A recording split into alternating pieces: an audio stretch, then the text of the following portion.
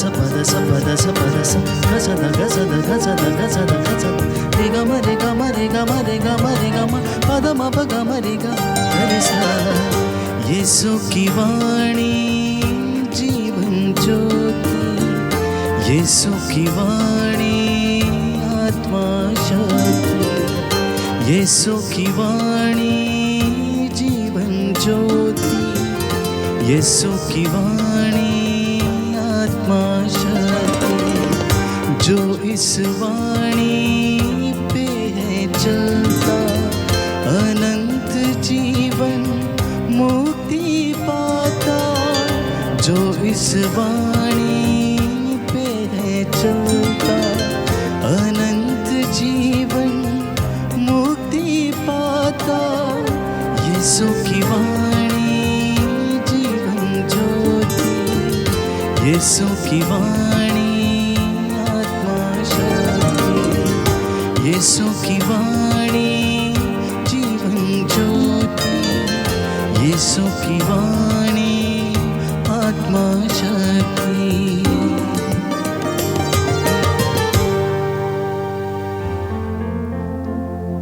पहला पाठ उत्पत्ति ग्रंथ अध्याय 37 वाक्य संख्या 3 से 4, वाक्य संख्या 12 से 13, वाक्य संख्या 17 से 18। देखो वह स्वप्न दृष्टा आ रहा है, चलो हम उसे मार दे।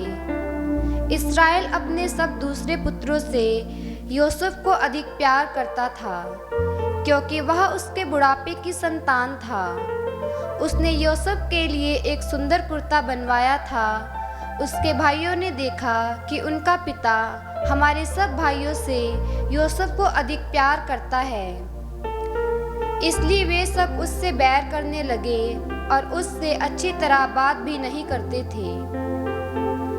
यूसुफ के भाई अपने पिता की भेड़ बकरियां चराने सिक्केम गए थे।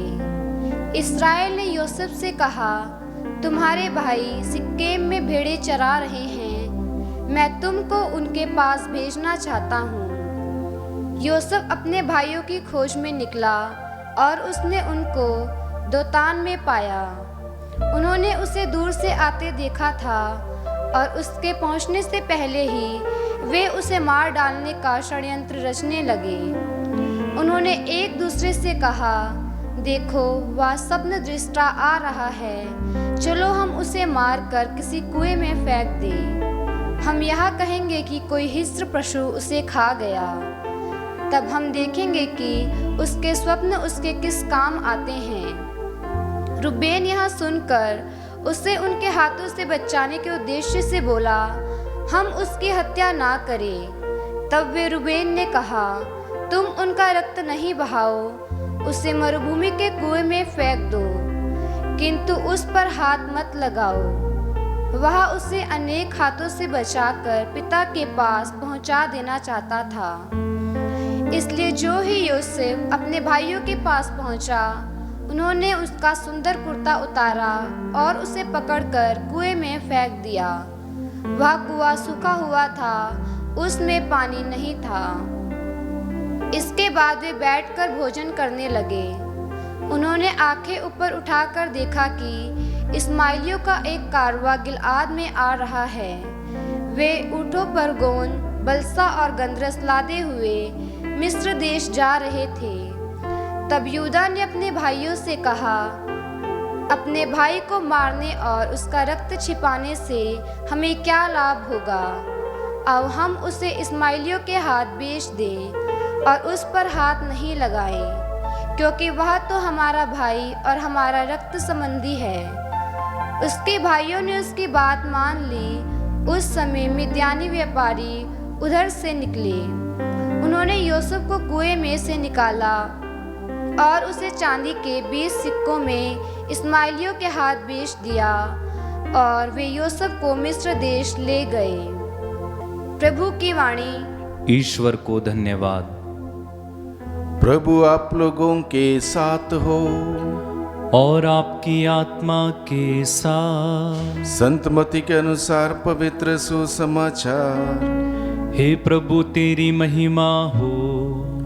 यीशु ने महायाजकों और जनता के नेताओं से कहा, एक दूसरा दृष्टांत सुनो। किसी जमींदार ने दाख की बारी लगवाई, उसके चारों ओर घेरा बनवाया, उसमें रस का कुंड खुदवाया और पक्का मचान बनवाया। तब उसे असामियों को पट्टे पर देकर वह परदेश चला गया। फसल का समय आने पर उसने आसामियों के पास अपने नौकरों को भेजा, जिससे वे फसल का हिस्सा वसूल करें। किंतु आसामियों ने उसके नौकरों को पकड़कर उनमें से किसी को मारा पीटा, किसी की हत्या कर दी और किसी को पत्थरों से मार डाला। इसके बाद उसने पहले से अधिक नौकरों को भेजा और आसामियों ने उनके साथ भी वैसा ही किया। अंत में उसने यह सोचकर अपने पुत्र को उनके पास भेजा कि वे मेरे पुत्र का आदर करेंगे।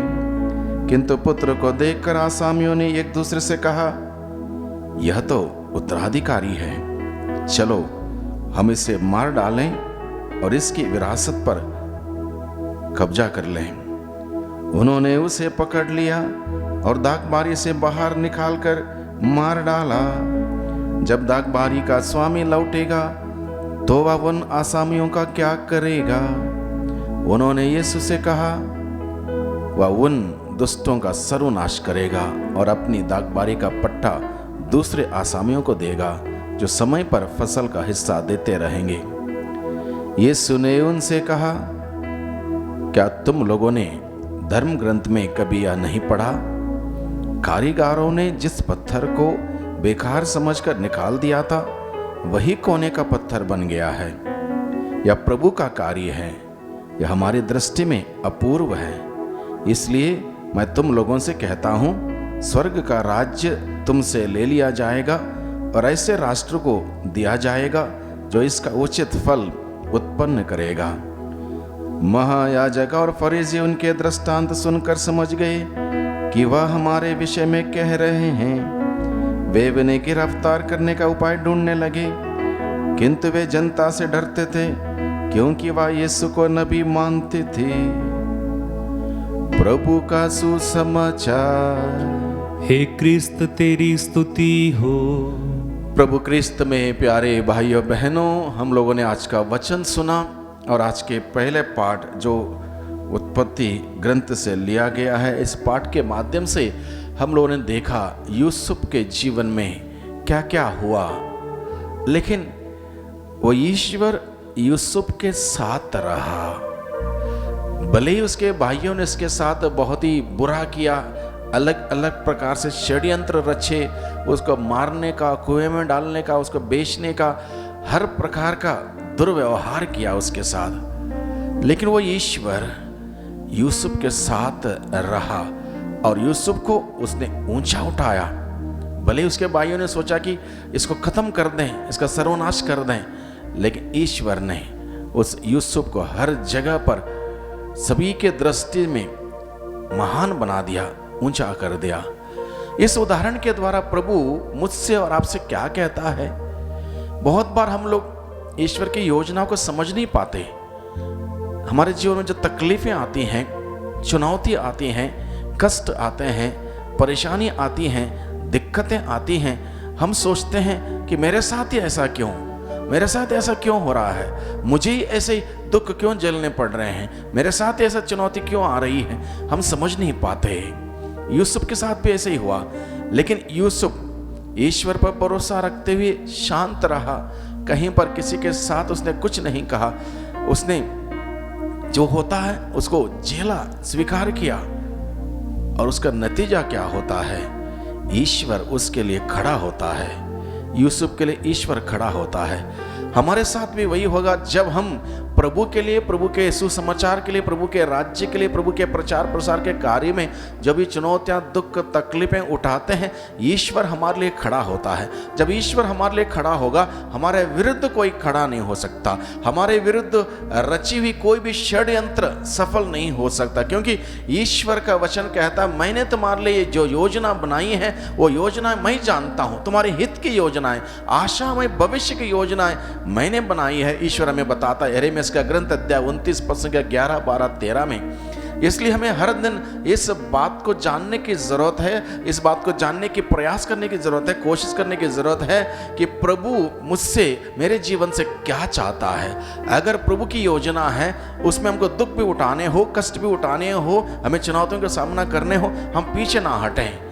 प्रभु यीशु मसीह गेत्सेमनी बाग में प्रार्थना करते हुए क्या कहता है, पिता यदि संभव हो तो यह प्याला मुझसे टल जाए, हट जाए, लेकिन मेरी इच्छा नहीं, आपकी इच्छा पूरी हो। और पिता की इच्छा थी कि पुत्र इस प्रकार के दुख भोगे, प्राण पीड़ा सहे, क्रूस सूली पर मरे, पिता की इच्छा थी और उसको वो ग्रहण करता है। और पिता ने प्रभु को वो नाम प्रदान किया जो सर्वश्रेष्ठ है, आकाश धरती अधोलोक में सर्वश्रेष्ठ नाम प्रदान किया। और इस प्रकार से इस संदेश को हम ग्रहण करें, हमारे जीवन में जो कुछ भी होता है प्रभु के हाथों में समर्पित करें। और प्रभु के हाथों में जब हम एक बार अपने आप को समर्पित करते हैं, प्रभु जैसे उसकी मर्जी है वैसे हमें चलाएं, और हमें हारने नहीं देगा, हमारी किस्ती डूबने नहीं देगा, और हमें निरंतर वो ऊंचा उठाएगा, क्योंकि वो ईश्वर अपने वादे के अनुसार हमारे साथ खड़ा रहेगा। हर दुख में, हर सुख में हमारे साथ रहेगा। इस बात को हम एहसास करते हुए उस प्रभु को धन्यवाद दें। आज तक उस प्रभु ने हमारा साथ दिया है।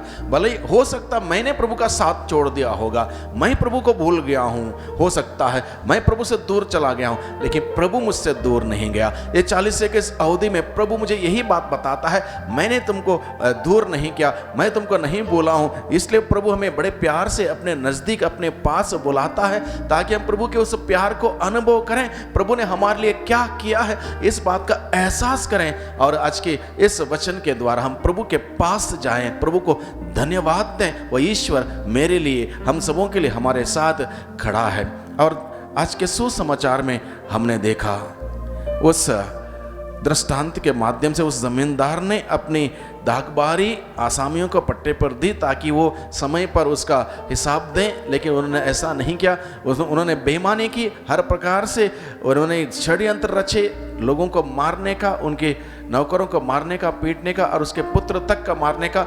लेकिन अंत में क्या होता है, उनसे प्रभु क्या कहता है, कारीगरों ने जिस पत्थर को बेकार समझकर निकाल दिया था वही कोने का पत्थर बन गया। यह प्रभु का कार्य है, यह हमारी दृष्टि में अपूर्व है। इसलिए मैं तुम लोगों से कहता हूं, प्रभु कहता है, स्वर्ग का राज्य तुमसे ले लिया जाएगा और ऐसे राष्ट्र को दिया जाएगा जो इसका उचित फल उत्पन्न करें। यानी कि प्रभु ने इस स्वर्ग राज्य के अधिकारी बनने के लिए हम सबों को चुना है।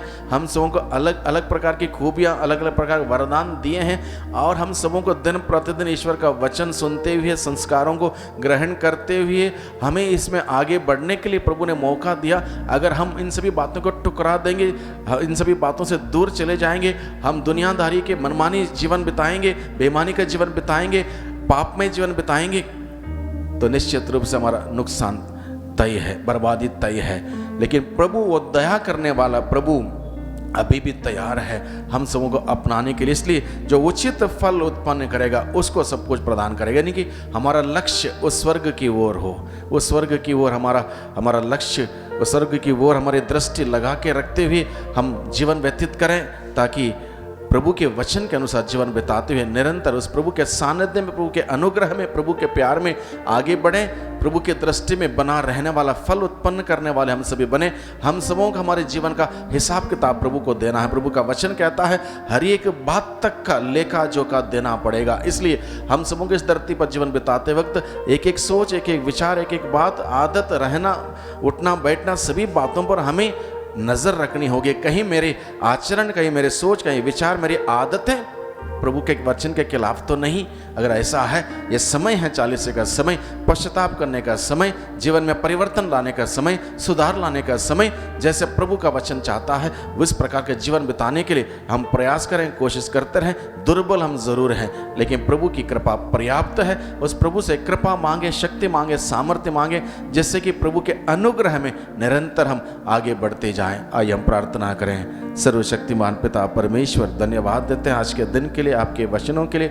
आपने अपने वचनों के द्वारा हम सबों से बातें की, हम सबों को हिम्मत और साहस दिया। किस प्रकार का जीवन आप हम सबों से चाहते हैं, इस बात को उजागर के, प्रकट के हम आपको धन्यवाद देते हैं। प्रभु हमें शक्ति दे, सामर्थ्य दे, ताकि हम आपके वचन के अनुरूप जीवन बिताते हुए निरंतर आपके सानिध्य में सुरक्षित रहें, आपके छत्र छाया में सुरक्षित रहें और आप में आनंद मना सकें। दुआ करते हैं उद्धारकर्ता यीशु मसीह के नाम से, आमीन।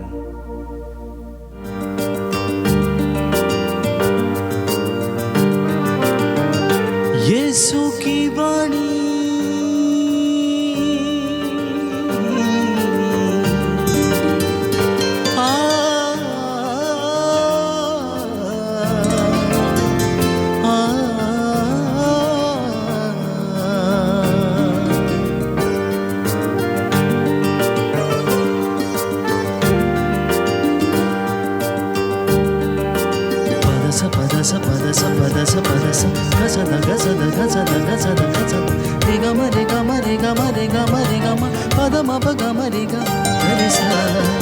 यीशु की वाणी जीवन ज्योति, यीशु की वाणी आत्मा शक्ति, यीशु की वाणी जीवन ज्योति, यीशु की वाणी आत्मा शक्ति।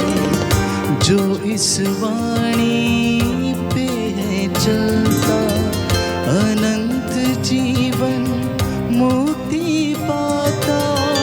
जो इस वाणी पे है चलता, अनंत जीवन मुक्ति पाता। यीशु की वाणी जीवन ज्योति, यीशु की वाणी आत्मा शक्ति, यीशु की वाणी